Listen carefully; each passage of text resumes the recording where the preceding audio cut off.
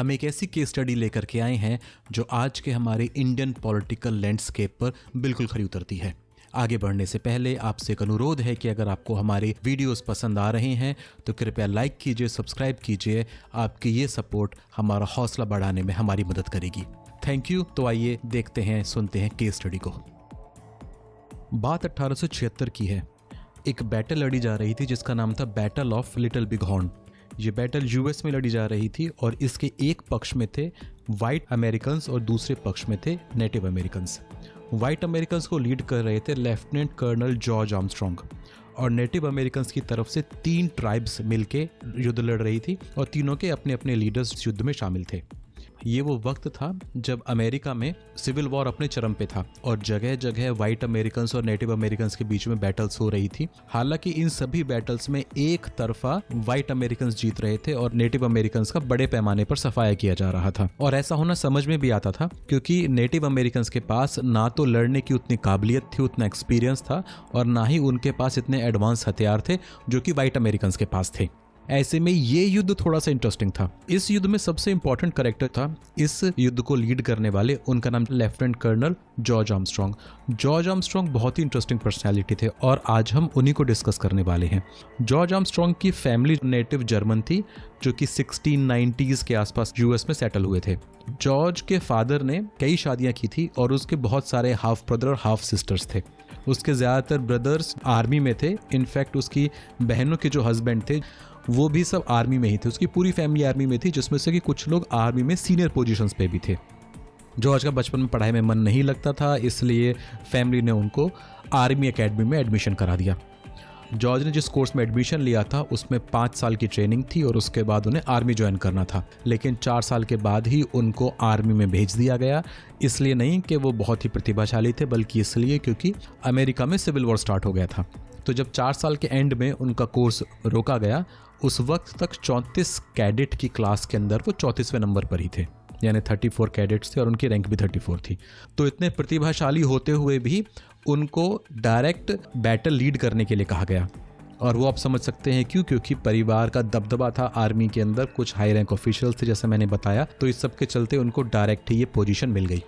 इस बैटल का जिसका हम जिक्र कर रहे हैं लिटिल बिग हॉर्न, इस बैटल से कुछ दिनों पहले ही उन्होंने एक और बैटल लड़ी थी जिसमें कहते हैं कि वो सिर्फ किस्मत के चलते ही जीत पाए, अदरवाइज वहां पर इसकी स्थिति बहुत बेकार होती। ये जो बैटल थी लिटिल बिग हॉर्न की, ये इतिहास में इसलिए याद की जाती है क्योंकि ये उन कुछ चुनिंदा बैटल्स में से एक थी जब नेटिव अमेरिकन्स ने वाइट अमेरिकन्स को हरा दिया था। इसके कुछ समय बाद यूएस आर्मी ने एक स्टडी की उन सभी बैटल्स की जहां पर वो हारे या जहां पर वो मुश्किल से जीते। तो ऐसी बैटल्स में मिस्टर जॉर्ज आर्मस्ट्रॉन्ग की 2 बैटल आई, एक तो ये लिटिल बिग हॉर्न वाली और जैसा एक बताया इससे जस्ट पहले जो उन्होंने लड़ी थी। तो जब लिटिल बिग हॉर्न का एनालिसिस सामने आया तो बड़ा चौंका देने वाला था। एनालिसिस में ये बताया गया कि जॉर्ज आर्मस्ट्रॉन्ग का युद्ध में या आर्मी में कोई इंटरेस्ट नहीं था। जब बोला जाता कि आप आइए हमको रणनीति तैयार करनी है तो वो वॉर रूम में अवेलेबल ही नहीं होते थे। उनके जूनियर्स अगर किसी तरह से कोई स्ट्रेटजी बनाते, उनके पास लेके जाते, तो जॉर्ज कहते कि नहीं, हमको ये पॉलिसी ठीक नहीं लग रही है, चेंज करनी चाहिए। यानी कि जो भी उनके जूनियर्स बना करके लेके जाते उसको वो ओवरराइड कर देते। ऐसा भी कहा गया कि जॉर्ज को सिर्फ इस बात में मजा आता था कि वो घोड़े पे चढ़ के घूमे और लोग उनको सलाम करें, और इसी के चलते वो घोड़े पर अपनी कैवलरी के बीच में घूमते रहते जबकि उन्हें वॉर रूम में मौजूद होना चाहिए था।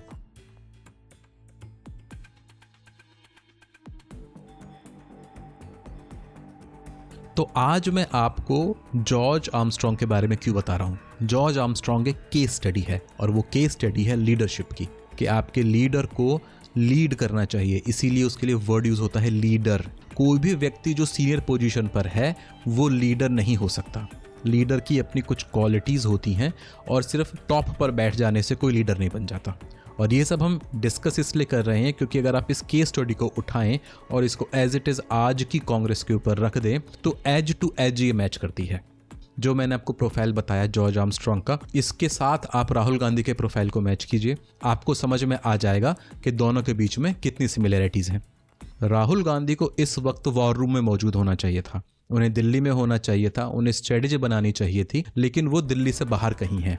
वही जो battle of little big horn में हुआ था कि जूनियर्स जब अपनी स्ट्रेटेजी बना करके लेके जा रहे थे तो जॉर्ज आर्मस्ट्रॉन्ग उसको मना कर रहे थे। सेम यहाँ राहुल गांधी के साथ है। आपको एक छोटा सा किस्सा बताता हूँ अभी जो सुनने में आया, वो ये कि जो लेटेस्ट उम्मीदवारों की लिस्ट निकाली है कांग्रेस ने, उसका जब डिस्कशन हो रहा था तो उसमें दिल्ली की भी 2 सीटें थी, लेकिन जब नाम आगे रखे गए तो उनमें 2 या 3 नाम पर सीट पर थे, जिसपे प्रेसिडेंट खड़गे ने और वेणुगोपाल जी ने बोला कि हमको एक नाम दीजिए जिसको हम अप्रूव कर सकें। तो प्रदेश की कमेटी ने बोला कि ये संभव नहीं है कि जो 2 या 3 नाम हम आपको दे रहे हैं इसके बीच में कमेटी आपस में बटी हुई है, इसलिए हम ये फैसला आपके ऊपर छोड़ते हैं। खड़गे जी के लिए बोला प्रेसिडेंट है कि आप इन पे कॉल लीजिए कि किसको टिकट देना है। खड़गे जी या वेणुगोपाल जी कोई डिसीजन नहीं ले पाए और वो लिस्ट को वापस कर दिया गया। सवाल ये कि क्यों नहीं डिसीजन ले पाए। डिसीजन इसलिए नहीं ले पाए क्योंकि राहुल गांधी का ये बहुत लंबे टाइम से एक ट्रे चलता आ रहा है, एक ट्रैक रिकॉर्ड उनका रहा है कि जैसे ही उनके पास कोई डिसीजन आता है फाइनलाइज होकर के वो उसको ओवरराइड कर देते हैं। इसका फेमस एग्जाम्पल तो यूपीए 2 के टाइम में था जब उन्होंने बड़ी ही फेमसली जाकर के एक ऑर्डिनेंस को फाड़ दिया था। तो ये इंसिडेंट्स क्या बताते हैं कि राहुल गांधी खुद तो डिसीजन लेने के टाइम पे नदारद रहते हैं, लेकिन जब डिसीजन ले लिया जाता है तो उसको ओवरराइड कर देते हैं। इसकी वजह से जो आपके अंडर लोग काम कर रहे हैं उनको एक तो क्लैरिटी नहीं मिलती है कि हमें किस डायरेक्शन में मूव करना है, साथ में उनको कॉन्फिडेंस नहीं आ पाता है कि जो हम कर रहे हैं क्या वो बाद में एक्सेप्ट होगा या नहीं हो पाएगा। इंडिपेंडेंस नहीं है। अगर आप सेंटर ऑफ पावर बनना चाहते हैं तो आपको बीच में आकर के सबसे बात करनी पड़ेगी और सबको लीड करना पड़ेगा। जॉर्ज आर्मस्ट्रॉन्ग के बारे में रिपोर्ट में कहा गया कि उनको मजा आता है घोड़े पर चढ़ के घूमने में और लोगों के सैल्यूट्स लेने में। राहुल गांधी को भी लगता है ऐसी कोई प्रॉब्लम हो गई है, उन्हें अपने रथ पर बैठ करके लोगों को जोड़ने के निकलने में बड़ा आनंद आ रहा है और लोग जो उन्हें हाथ हिलाते हैं उनके साथ उनको बड़ा आनंद आता है। लेकिन इस पूरी भीड़ को क्या वो वोट में ट्रांसलेट कर पाते हैं? बिल्कुल नहीं हो रहा। भारत जोड़ो यात्रा में जो कि कन्याकुमारी से लेकर कश्मीर तक गई थी, उसमें सबसे ज़्यादा जन समर्थन मिला था मध्य प्रदेश में, जहां उनका सूपड़ा ही साफ हो गया।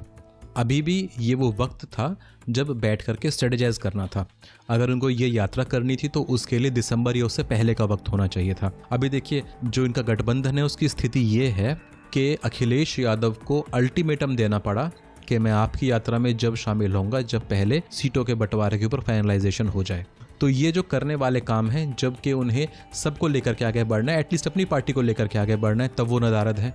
उनके अभी भी पर्सनल मैनिफेस्टेशन आ रहे हैं उनके आइडियाज़ के कि कितनी रोज़गार हम देंगे और कितने लोगों को ट्रेनिंग दिलवाएंगे, अप्रेंटिस बनवाएंगे और अलग अलग तरह की चीज़ें। लेकिन ये सब कांग्रेस के प्लेटफॉर्म से जा रहा है, इंडिया के प्लेटफॉर्म से कुछ जा ही नहीं रहा है। साथ में जहां समझौते हुए हैं आप उनकी स्थिति देखेंगे तो आपको हंसी आएगी। पता नहीं कांग्रेस में स्ट्रेटेजी कौन बना रहा है। कांग्रेस को जितनी सीट पिछली बार मिली थी उनमें से एक बहुत बड़ा चंक पंजाब से था। पंजाब में समझौता कर लिया है आपके साथ, आम आदमी पार्टी को वहां पर टिकट देंगे, यानी कि आपकी कुछ सीटें वहां पर कम होनी तय हैं। आपने दिल्ली में उनके साथ गठबंधन कर लिया। दिल्ली में ना आप जीतती, ना कांग्रेस जीतती, ना वो मिल करके जीतती, क्योंकि जितना बड़ा लहर है दिल्ली में बीजेपी की, और बीजेपी एक तरह से बीजेपी का गढ़ रहा है बहुत लंबे समय तक दिल्ली में, वहां कांग्रेस या आपके जीतने का कोई हिसाब किताब नहीं है। तो जो एक बहुत बड़ा सीटों का चंक आता आपकी बार, जो पिछली बार भी आया था, वहां पर उन्होंने खुद ही सीटें दे दी है। लेकिन जहां पर उन्हें सीट लेनी चाहिए थी बंगाल में, वहां पर उन्हें कुछ नहीं मिला।